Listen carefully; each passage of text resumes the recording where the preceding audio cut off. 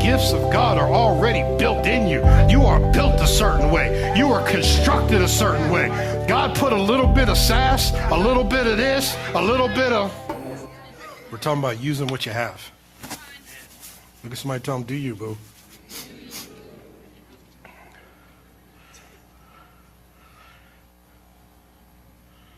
First John 2:20. Sorry.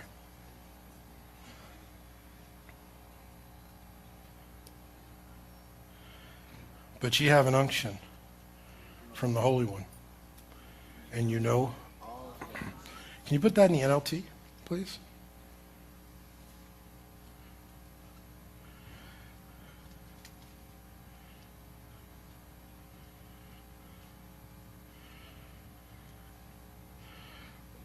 For the Holy One has given you his Spirit, and all of you know the truth. Put in the NIV, please.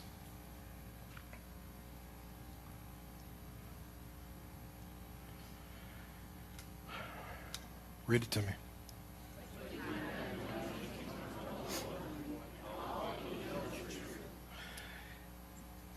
You mean to tell me that he's writing this and he said, all of you have an anointing?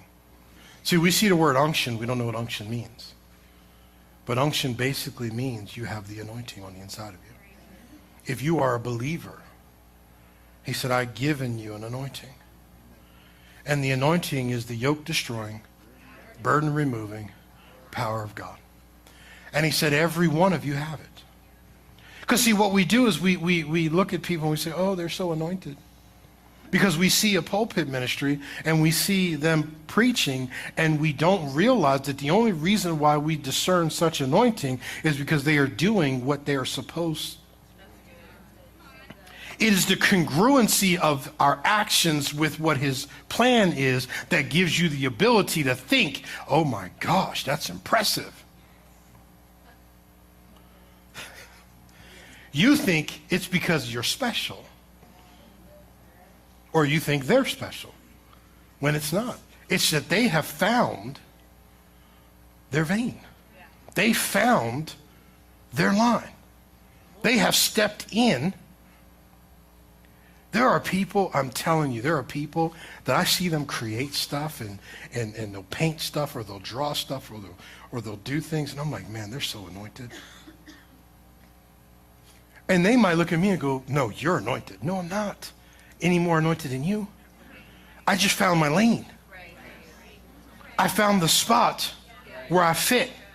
I have learned I can't be you.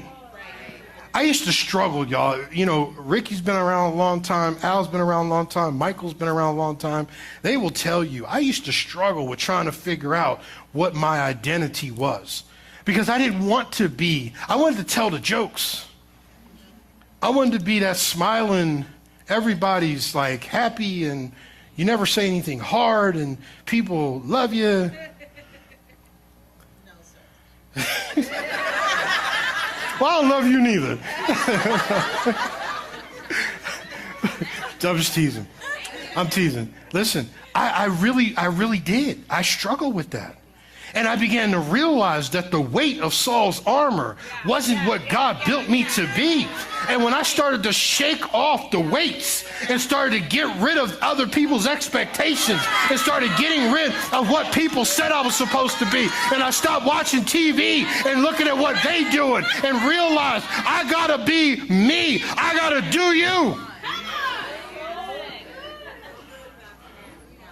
And people are like, well, I don't know how people just sit and they just take it and they want to get beat up and I don't know, but that's who God brought because he knew that he had certain things in me that he was going to use and he knew what the people needed. And so he had a plan long before I was ever born that he knew that I raised you up for such a time as this. I ain't going to tell you what you want to hear. I'm going to tell you what you need to hear. And it's funny because Al was always the one who would say to me, you really have the ability to say it. He would say that to me. He would say, you know, thank God for you because you have the boldness to say it. I don't have the boldness to say it because I never wanted to say it. I have the alignment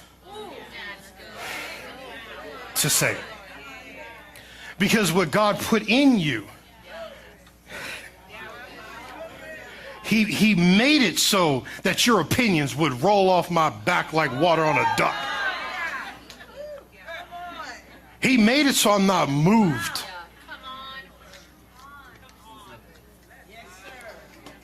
I don't know why, I just don't. You don't like me? Okay. Alert the media. We were just talking about this. Shane was like, people tell you how much they love you. That irritates me more than you saying you hate me. I'd rather say you hate me. Because people tell you love you and turn on you.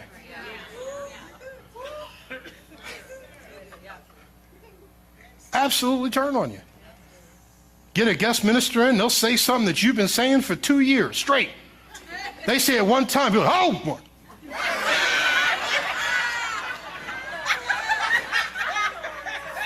You'd be looking around like, for real? This what we fitting to do? See, familiarity breeds contempt.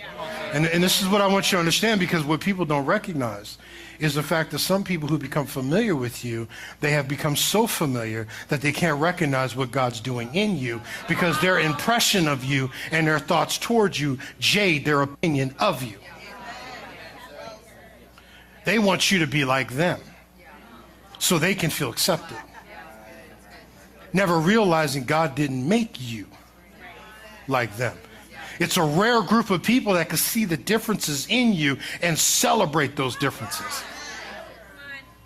I don't go where I'm tolerated, I go where I'm celebrated. You don't want me to be here? Cool. I'd much rather be sitting on a couch.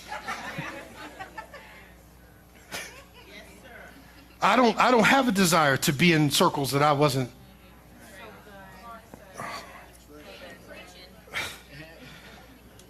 Where I tell you, oh, you have an unction. Every one of you has an unction. You have an anointing. I know you may not feel like you do. You may not think you do. You may not want to. You may not, oh, the pastor's got the anointing. He's an anointed person, or so-and-so's anointed, or, your favorite TV preacher, they're anointed.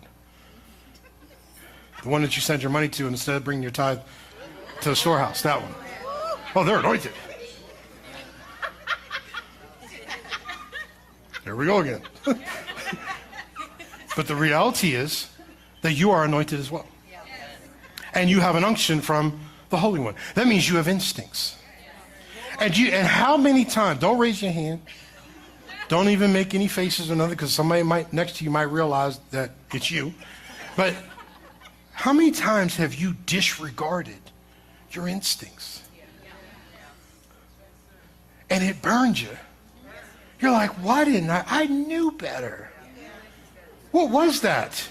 It was what God had put on the inside of you. And then he gave you his spirit to bear witness with your spirit.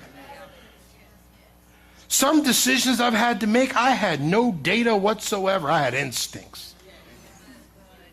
And I had to learn to trust my instincts. Elijah would pray down fire on you, boy. They called him bald head. He sicked some bears on him. He had a very cantankerous personality, and God used it for his glory. I ain't saying you should call down bears and fires on people. That's not what I'm saying to you. But what I'm saying to you is what one man's inabilities can become God's greatest asset.